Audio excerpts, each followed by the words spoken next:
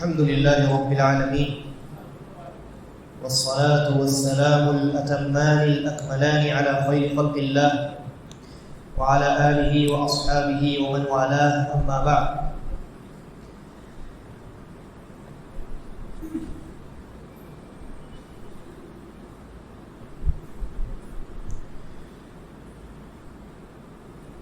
ہر سنیچر نماز عشاء کے بعد ایک بڑی نفع بخش کتاب سبیل الترغیب و ترغیب اس کے درس کا اہتمام کیا جاتا ہے، اور یہ کتاب در حقیقت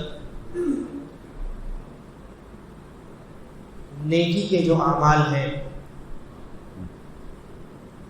اور انسان کو دنیا اور آخرت میں فائدہ دینے والے جو اعمال ہیں ان کی طرف رغبت دلانے والی، شوق دلانے والی کتاب ہے، اور جہنم کی طرف لے جانے والے اور انسان کو گمراہی کی جانب لے جانے والے جو اعمال ہیں ان اعمال سے ڈرانے والی کتاب ہے۔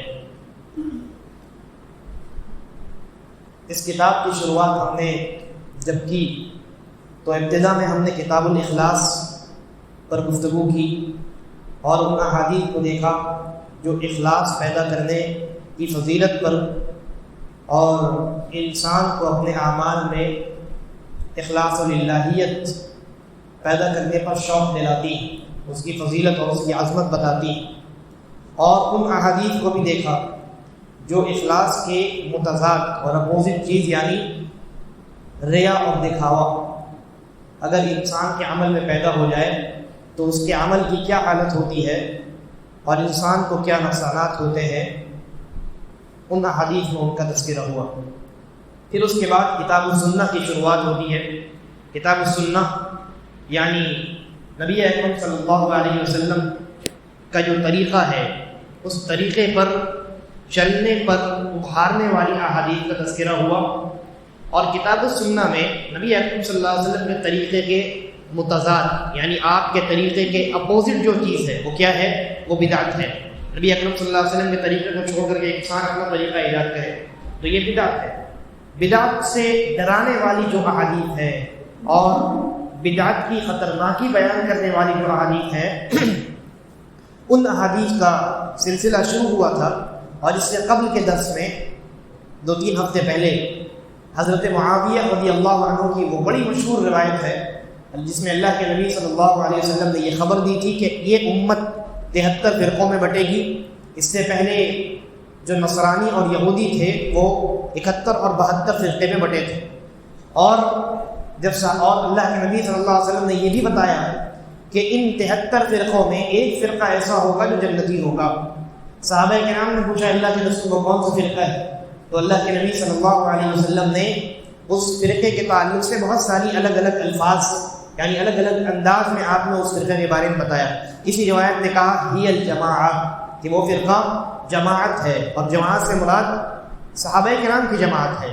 اسی طریقے پر ایک روایت میں اللہ کے نبی نے کہا کہ یہ وہ فرقہ ہے جو میرے اور میرے صحابہ کے طریقے پر ہوگا۔ تو وہ فرقہ جو جنت میں جائے گا سیدھا، جہنم میں جائے بغیر، وہ فرقہ ہوگا، وہ جماعت ہوگی جو صحابہ کرام رضوان اللہ علیہم اجمعین کے منہج اور آپ کے ان لوگوں کے طریقے پر چلنے والی جماعت اور فرقہ ہے۔ اور میں نے آپ کے سامنے اس حدیث پر اہل علم نے جو کچھ لکھا ہے اور اہل سنہ والجماعہ کا جو عقیدہ ہے اس کو بیان کیا تھا کہ 73 میں ایک فرقہ جو جنت میں جائے گا، اس کا معنی یہ ہے کہ وہ ڈائریکٹلی جنت میں جائے گا بغیر جہنم میں گئے ہوئے، اور جو 72 فرقے ہوں گے اس کا یہ مطلب نہیں ہے کہ وہ 72 فرقے جو جہنم میں جائیں گے تو ہمیشہ جہنم میں رہیں گے اور وہ فرقے کافر ہوں گے، اس کا یہ مطلب نہیں ہے، بلکہ اس کا مطلب یہ ہے کہ بقیہ جو 72 فرقے ہوں گے ان میں جو لوگ ہوں گے ان کے بارے میں پہلا فیصلہ یہ کیا جائے گا کہ وہ جہنم میں جائے، پھر جہنم سے اپنی سزا کو پورا کرنے کے بعد وہ جنت میں جائیں گے، کیونکہ اللہ کے نبی صلی اللہ علیہ وسلم نے 73 فرقے کی جو بات بتلائی ہے وہ اپنی امت میں بتلائی ہے۔ آپ نے فرمایا کہ میری امت میں 73 فرقے ہوں گے، اور آپ کی امت یعنی آپ پر ایمان لانے والے لوگ، اور ایمان لانے والے لوگ تو کافر نہیں ہوتے، ہے نا؟ تو اس حدیث کا صحیح معنی کیا ہے؟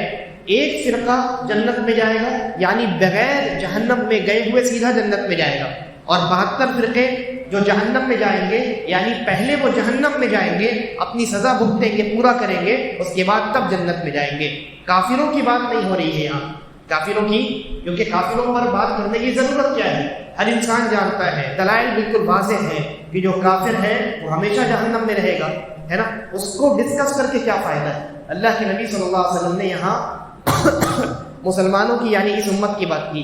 اچھا، یہ روایت گزر چکی ہے اور اس پر ہم نے کافی تفصیلی گفتگو پچھلے درس میں کی تھی۔ اس کے بعد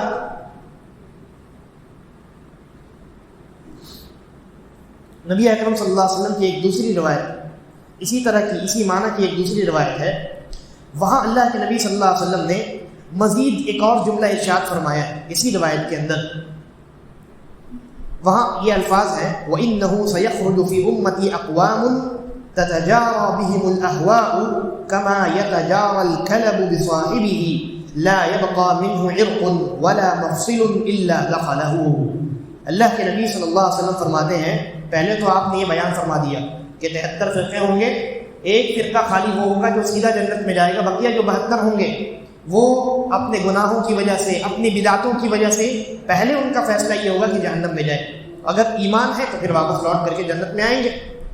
اس جملے کے بعد اللہ کے نبی صلی اللہ علیہ وسلم نے پھر یہ بتلا دیا کہ وہ ڈائریکٹلی جنت میں جانے والا فرقہ کون سا ہے۔ اس کے بعد اللہ کے نبی صلی اللہ علیہ وسلم نے یہ جملہ ارشاد فرمایا، کہا کہ عن قریب میری امت میں ایسی جماعتیں پیدا ہوں گی جن کے اندر خواہشات، نفس انسان کی اپنی خواہشات ان کے اندر اس طریقے سے داخل ہو جائیں گی جس طریقے سے ایک بیماری ہوتی ہے کتے کے کاٹنے سے، ایک ایسا کتا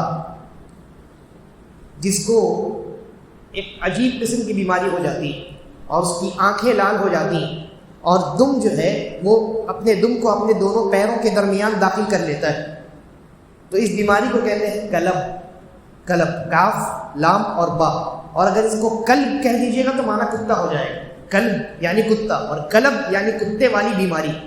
تو یہ جو کتے والی بیماری جب کسی کتے کو لگ جائے اور یہ کتا اگر کسی انسان کو کاٹ لے تو جو بیماری اس کتے کے اندر تھی وہی بیماری اس آدمی کو بھی پہنچ جاتی، اس آدمی کو بھی ہو جاتی، اس آدمی کی بھی آنکھیں لال ہو جاتی ہیں اور پورے جسم کے اندر جلن پیدا ہونے لگتی، بہت خطرناک قسم کی بیماری۔ اور اس کی وجہ سے کیا ہوتا ہے، ہر جوڑ میں یہاں تک کہ انگلیوں کے معمولی ان جوڑوں میں بھی بہت سخت قسم کا درد پیدا ہو جاتا ہے۔ تو یہ بیماری ہے کلب، کتے والی بیماری۔ اللہ کے نبی صلی اللہ علیہ وسلم نے فرمایا کہ عن قریب میری امت میں ایسی جماعتیں پیدا ہوں گی کہ جن کے اندر خواہشات کی پیروی ایسے داخل ہو جائے گی جیسے جب کلب والی بیماری، کتے والی بیماری انسان کے اندر داخل ہو جاتی ہے تو کیا ہوتا ہے، تو ہوتا یہ ہے کہ وہ بیماری انسان کے جوڑ میں پہنچ جاتی۔ تو اللہ کے نبی صلی اللہ علیہ وسلم فرماتے ہیں جس طریقے سے کتے والی بیماری انسان جس کتے کو کاٹ لیتا ہے، جس انسان کو کاٹ لیتا ہے اس کے اندر داخل ہو جاتی ہے، اور لا يبقى منه عرق ولا مفصل الا دخله، وہ بیماری اتنی خطرناک ہوتی ہے کہ کوئی یعنی جسم کا کوئی حصہ اور کوئی جوڑ وہ چھوڑتی نہیں ہے، وہ بیماری ایک نس کو بھی نہیں چھوڑتی اور ایک جوڑ کو بھی نہیں چھوڑتی۔ تو اسی طریقے پر ایک زمانہ آئے گا جب یہ خواہشات جو ہیں، خواہشات کی اتباع یعنی نبی اکرم صلی اللہ علیہ وسلم کے بتلائے ہوئے طریقے کو چھوڑ کر کے خواہشات کی اتباع، جذبات کی پیروی، عقل پرستی، یہ اس قدر عام ہو جائے گا اور امت کے لوگوں کے ان جماعتوں کے اندر داخل ہو جائے گا جس طریقے سے یہ بیماری انسان کے نسوں اور انسان کے جوڑ میں داخل ہو جاتی۔ تو یہ اللہ کے نبی صلی اللہ علیہ وسلم کی پیشین گوئی تھی اور یہ پیشین گوئی سچ ثابت ہوئی۔ آپ دیکھیے آج کیا ہوتا ہے، آج لوگ نبی اکرم صلی اللہ علیہ وسلم کے طریقوں کو، نبی اکرم صلی اللہ علیہ وسلم کے طریقے کو ایک طرف رکھ دیتے ہیں اور ان طریقوں پر اپنے جذبات کو، اپنی خواہشات کو ترجیح دیتے ہیں، اپنی خواہشات کو ترجیح دیتے ہیں اور خواہشات کی اتباع کرنے کی وجہ سے سیدھے راستے سے بھٹک جاتے ہیں۔ بدعت جو پیدا ہوتی ہے وہ در حقیقت خواہشات، جذبات، اپنی عقل اور اپنی رائے کی پیروی کرنے کی وجہ سے پیدا ہوتی ہے۔ انسان یہ سمجھتا ہے کہ نہیں، اس چیز کی بھی ضرورت ہے معاشرے میں، اس نیک کام کی بھی ضرورت ہے معاشرے میں، ایسا بھی کر لینا چاہیے، جبکہ اللہ کے نبی صلی اللہ علیہ وسلم نے کیسا کرنا چاہیے بتا دیا۔ آپ کا طریقہ موجود ہے سنت کی شکل میں، لیکن لوگ آپ کے طریقے کو چھوڑ کر کے اپنے طریقے یا اپنے نظریات اور اپنے خیالات کو، اپنے جذبات اور خواہشات کو پیش کرتے ہیں اور اس کی اتباع کرنے کی کوشش کرتے ہیں۔ تو یہ تمام چیزیں آج امت کے اندر داخل ہو چکی ہیں، اور خواہشات کی پیروی کرنے کی وجہ سے اور نبی اکرم صلی اللہ علیہ وسلم کے طریقے پر اکتفا نہ کرنے کی وجہ سے امت کے اندر مختلف قسم کی گمراہیاں پیدا ہو چکی ہیں۔ یہ روایت بتاتی ہے کہ انسان کے لیے کتنا ضروری ہے کہ وہ رسول اللہ صلی اللہ علیہ وسلم کی اتباع کرے اور اپنی خواہشات کی اتباع نہ کرے۔ اسی طریقے پر اس کے بعد جو روایت ہے، حضرت ابو برزہ رضی اللہ عنہ بیان فرماتے ہیں کہ نبی اکرم صلی اللہ علیہ وسلم نے ارشاد فرمایا، انما اخشى علیکم شہوات الغی فی بطونکم وفروجکم ومضلات الہوى۔ فرماتے ہیں اللہ کے نبی صلی اللہ علیہ وسلم، مجھے تمہارے متعلق خوف ہے۔ کن چیزوں کا خوف ہے؟ آپ نے فرمایا بہکا دینے والے جو شہوات ہیں، نفسانی خواہشات ہیں، تمہارے پیٹ میں اور تمہاری شرمگاہوں میں، مجھے ان خواہشات پر تمہارے متعلق خوف ہے۔ وَمُضِلَّاتِ الْهَوَىٰ، اور ایسی خواہشات جو انسان کو گمراہ کر دے، ایسی خواہشات میں پڑ جانے کا مجھے تمہارے متعلق خوف ہے۔ اللہ کے نبی صلی اللہ علیہ وسلم نے یہاں دو طرح کی خواہشات کا تذکرہ فرمایا ہے۔ شہوت کسے کہتے ہیں؟ انسان کے اندر ایک چاہت ہوتی ہے، یا تو پیٹ بھرنے کی چاہت یا شرمگاہ کو تسکین دینے کی چاہت۔ تو اللہ کے نبی صلی اللہ علیہ وسلم نے فرمایا کہ مجھے خوف ہے کہ تم ان دونوں قسم کے فتنے میں پڑ جاؤ، پیٹ بھرنے کے لیے حلال اور حرام کے فرق کو بھول جاؤ گے، اور اپنی نفسانی خواہشات کو پورا کرنے کے لیے چاہے تمہیں جو راستہ سمجھ میں آئے گا اس راستے کو اختیار کرو گے۔ آج دیکھیں معاشرے میں دونوں قسم کے فتنے بہت عام ہیں۔ حرام مال حرام طریقے سے کمانا بہت آسان ہے، اور لوگوں نے حرام و حلال کا فرق مٹا کر کے رکھ دیا ہے، اور آج اپنی نفسانی خواہشات، شرمگاہ کو تسکین پہنچانے کا جو معاملہ ہے یہ بہت آسان ہو چکا ہے۔ آپ دیکھیں نکاح کو بہت مشکل بنا دیا گیا ہے، لیکن دوسری طرف انسان اپنی نفسانی خواہشات کو اگر پورا کرنا چاہے تو اس کے لیے زنا بہت آسان ہے۔ 500 روپے میں زنا ہوتا ہے، لیکن انسان اگر شادی کرنے کا سوچے تو 5000 بھی کافی نہیں ہے نا، 50000 بھی کافی نہیں ہوتا ہے بسا اوقات۔ تو ہم نے معاشرے میں نکاح کو بہت ٹف بنا دیا، بہت مشکل بنا دیا ہے، اور جب نکاح ٹف ہو چکا ہے، جب نکاح کرنا یعنی حلال طریقے سے اپنی خواہش کو پورا کرنا مشکل ہو گیا ہے، تو حرام طریقے اور حرام راستے بہت آسان ہو گئے۔ اللہ کے نبی صلی اللہ علیہ وسلم نے فرمایا کہ یہ دونوں چیزیں یعنی پیٹ کا فتنہ اور شرمگاہ کا فتنہ، یہ دونوں چیزیں ایسی ہیں جن میں پڑنے کا مجھے تمہارے متعلق خوف ہے۔ اور فرمایا وَمُضِلَّاتِ الْهَوَىٰ، اور ایسی خواہشات اور ایسی نظریات جو تمہیں گمراہ کر دیں گی۔ نبی اکرم صلی اللہ علیہ وسلم کا طریقہ موجود ہے، لیکن اس طریقے کو چھوڑ کر کے انسان اپنی عقل دوڑائے اور اپنی عقل کی بنیاد پر اپنے اعمال کو انجام دے، یہی وہ چیز ہے جس کی جانب اللہ کے نبی صلی اللہ علیہ وسلم نے اشارہ کیا ہے۔ تو انسان کو صرف نقل پر اکتفا کرنا چاہیے، نبی اکرم صلی اللہ علیہ وسلم کے طریقے پر بس وہیں پر رک جانا چاہیے، اس سے آگے بڑھنے کی ضرورت نہیں۔ اگر ہم نے آگے بڑھنے کی کوشش کی تو ایک روایت بھی آنے والی ہے انشاءاللہ، آگے بڑھنے کے نتیجے میں نبی اکرم صلی اللہ علیہ وسلم کی سنت سے آگے بڑھنے کے نتیجے میں سوائے گمراہی کے ہمارے ہاتھ اور کچھ نہیں آ سکتا۔ اس کے بعد کی روایت دیکھیے، انس رضی اللہ عنہ بیان فرماتے ہیں رسول اللہ صلی اللہ علیہ وسلم نے ارشاد فرمایا وَأَمَّا الْمُهْلِكَاتِ فَشُحٌّ مُطَاعٌ وَهَوًى مُتَّبَعٌ وَإِعْجَابُ الْمَرْءِ بِنَفْسِهِ آپ فرماتے ہیں ہلاک کرنے والی چیزوں کا جہاں تک تعلق ہے، انسان کو برباد کر دینے والی چیزیں دنیا میں بھی اور آخرت میں بھی، 3 چیزوں کا آپ نے تذکرہ فرمایا. کہا شح مطاع، ایسی بخیلی، ایسی کنجوسی کہ انسان جس کنجوسی کی اتباع کرے.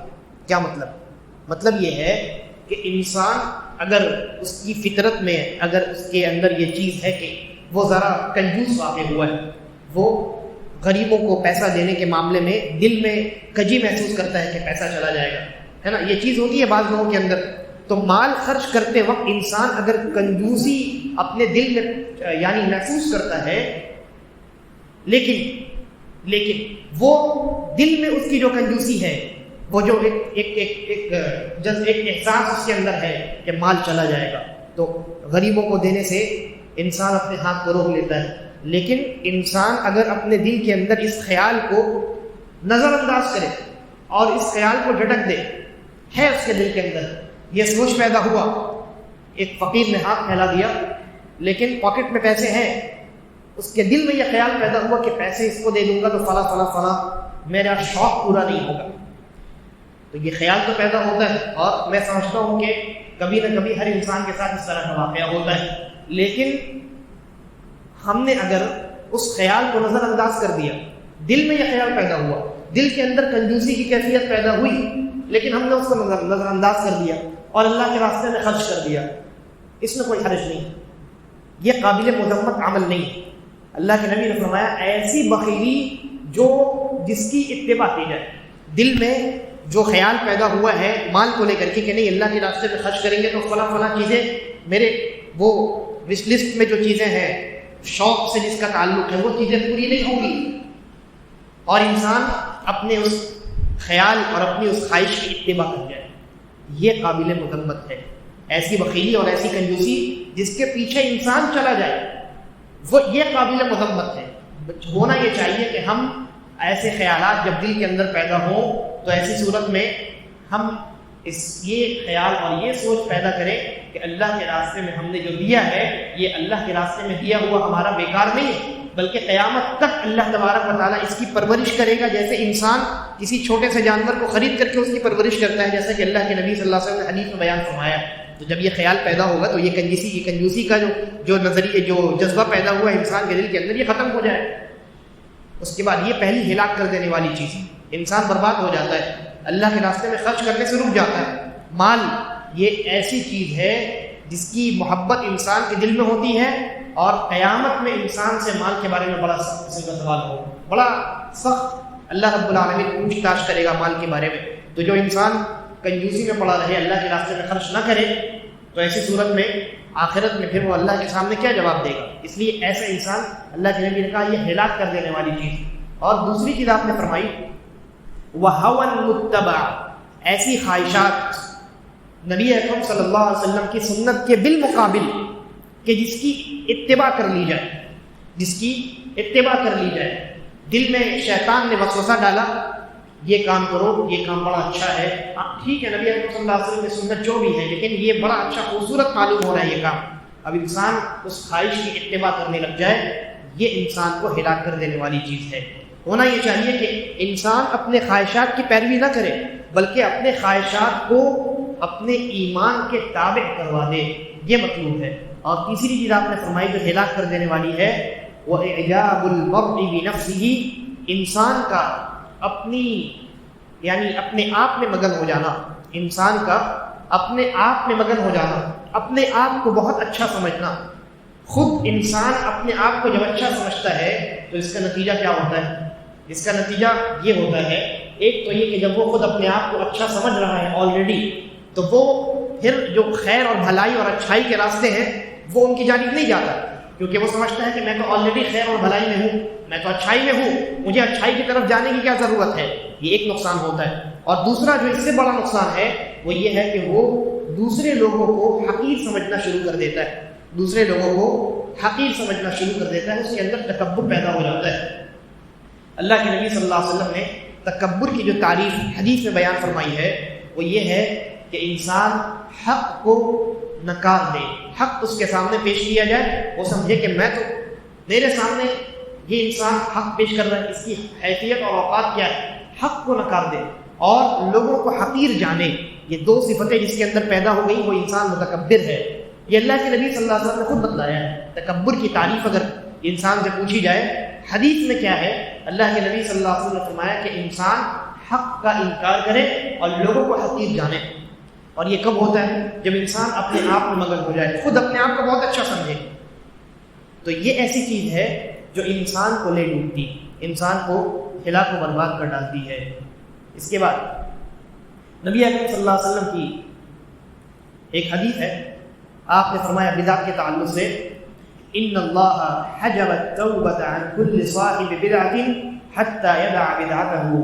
اللہ کے نبی صلی اللہ علیہ وسلم فرماتے ہیں کہ اللہ تبارک و تعالیٰ نے ہر بدعتی سے توبہ کو چھپا دیا ہے۔ ہر بدعتی سے اللہ تبارک و تعالیٰ نے توبے کو چھپا دیا ہے، یہاں تک کہ وہ اپنی بدعت کو ترک کر دے۔ اگر وہ اپنی بدعت کو چھوڑ دیتا ہے تو توبہ اس کے لیے آسان ہے، لیکن اگر بدعت میں ملوث ہے تو توبہ اس کے لیے بڑی مشکل چیز ہے۔ اور اس کی وجہ کیا ہے؟ اس کی وجہ یہ ہے کہ انسان بدعت میں جب مبتلا ہوتا ہے، اپنی خواہشات کی پیروی کرتے کرتے، غلط لوگوں کو سنتے سنتے آہستہ آہستہ بدعت کی طرف چلا جاتا ہے، تو جب بدعت کی طرف وہ جاتا ہے تو وہ یہ سمجھتا ہے کہ میں تو عبادت میں مشغول ہوں۔ بدعتی حضرات اپنے آپ کو عبادت میں مشغول سمجھتے ہیں، اپنی بدعت کو عبادت سمجھتے ہیں۔ عبادت سے کوئی توبہ کرتا ہے؟ عبادت سے کون توبہ کرتا ہے نا؟ تو بدعتی انسان اپنے آپ کو عبادت گزار سمجھتا ہے، جبکہ وہ بدعت انجام دے رہا ہے حقیقت میں۔ تو جب وہ اپنے آپ کو عبادت گزار سمجھ رہا ہے، اپنی عبادت سے وہ کب توبہ کرے گا؟ کہ کیوں توبہ کرے گا، ہے نا؟ اسی لیے اللہ کے نبی نے فرمایا کہ اللہ رب العالمین بدعتی انسان سے توبے کو چھپا دیتا ہے، اس کو توبہ نظر نہیں آتا، اس لیے کہ اس کو اپنا عمل عبادت لگتا ہے، اس کو بدعت نظر نہیں آتی۔ البتہ اگر کوئی انسان اپنی بدعت سے توبہ کرے اور بدعت کو چھوڑ دے تو اللہ رب العالمین اس کی توبہ ضرور قبول فرماتا ہے۔ یعنی اس حدیث میں اللہ کے نبی صلی اللہ علیہ وسلم نے بدعت اور بدعتی کی سنگینی کو، یعنی بدعت کتنا سنگین عمل ہے اور بدعتی اس عمل سے کس قدر نقصان میں مبتلا ہوتا ہے، اس چیز کو بیان فرمایا ہے۔ اسی طریقے کی ایک اور روایت ہے، حضرت عرباض ابن ساریہ رضی اللہ عنہ بیان فرماتے ہیں، نبی اکرم صلی اللہ علیہ وسلم نے فرمایا ایاکم والمحدثات فإن كل محدثۃ ضلالہ۔ فرماتے ہیں کہ خبردار نئی نئی چیزوں سے بچو، ایاکم والمحدثات، اس لیے کہ ہر نئی چیز گمراہی ہے۔ آپ ہر جمعہ میں سنتے ہیں ہر نئی چیز، یعنی دین میں نئی چیز، شریعت میں نئی چیز، چاہے وہ چیز بہت اچھی لگے، دیکھنے میں بہت خوبصورت لگے، اور دنیا کے اگر 99% لوگ بھی اس عمل کو انجام دے تو کثرت تعداد کی وجہ سے کوئی عمل عبادت نہیں بن جاتا۔ آپ بہت سارے لوگوں کا آپ نے سنا ہوگا، کسی بدعت پر اگر آپ گفتگو کریں، کسی عمل کے بارے میں ان کو سمجھانے کی کوشش کریں تو وہ ایک شیطانی دلیل پیش کرتے ہیں اور وہ اس شیطانی دلیل کے شکنجے میں خود مبتلا ہوتے ہیں۔ وہ کہتے ہیں اچھا اگر یہ غلط ہے تو اتنے سارے لوگ جو کرتے ہیں، تو اتنے سارے لوگ کرتے ہیں اس کا مطلب یہ صحیح ہے، وہ ان کی دلیل ہوتی ہے۔ لیکن اگر وہ خود اپنی دلیل پر غور کریں تو ان کو معلوم ہوگا کہ میں کتنی بیوقوفی والی بات کر رہا ہوں۔ اگر بہت سارے لوگوں کا کسی عمل کو انجام دینا اس عمل کے صحیح ہونے کی دلیل ہے تو اس کا مطلب یہ ہے کہ اسلام باطل ہے اور دیگر مذاہب کے ماننے والے لوگ حق پر ہیں، کیونکہ پوری دنیا میں آج پوری دنیا میں مسلمانوں کی تعداد زیادہ ہے یا غیر مسلموں؟ غیر مسلموں کی تعداد زیادہ ہے۔ ہندوستان کی بات کیجیے، ہندوستان میں کتنے فیصد مسلمان ہیں؟ 20 سے 25%، چلیے 30% مان لیتے ہیں۔ 30% مسلمان ہندوستان میں رہتے ہیں، بقیہ 70% کون ہیں؟ مسلمان ہیں؟ نہیں، دیگر مذاہب کے ماننے والے، اور ان دیگر مذاہب کے ماننے والوں میں سب سے زیادہ تعداد ہندوؤں کی ہے۔ تو کیا آپ یہ کہہ سکتے ہیں کہ ہندو وہ حق پر ہیں یا ہندو مذہب حق والا مذہب ہے؟ کیونکہ اس مذہب پر عمل کرنے والے جو لوگ ہیں ان کی تعداد دین اسلام پر عمل کرنے والے لوگوں سے زیادہ ہے۔ نہیں کہہ سکتے نا ایسا؟ یعنی آپ خود اس بات کا اقرار کرتے ہیں کہ تعداد حق کو ڈیسائیڈ نہیں کرتا۔ تعداد کا زیادہ ہونا یہ اس بات کی دلیل نہیں ہے کہ کوئی چیز حق ہے یا کوئی چیز باطل۔ تو اللہ کے نبی صلی اللہ علیہ وسلم نے فرمایا کہ خبردار نئی نئی چیزوں کے ایجاد کرنے اور اس پر عمل کرنے سے بچو، اس لیے کہ ہر نئی چیز جو ہے وہ گمراہی ہوتی ہے۔ اس کے بعد اور بھی کئی روایات ہیں بدعت کی خطرناکی کو اور بدعت کے نقصان کو بیان کرنے والی.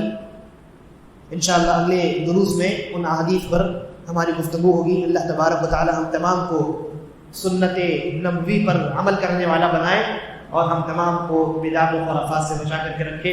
هذا والله اعلم وصلی اللہ علی نبینا وسلم. السلام علیکم ورحمۃ اللہ وبرکاتہ.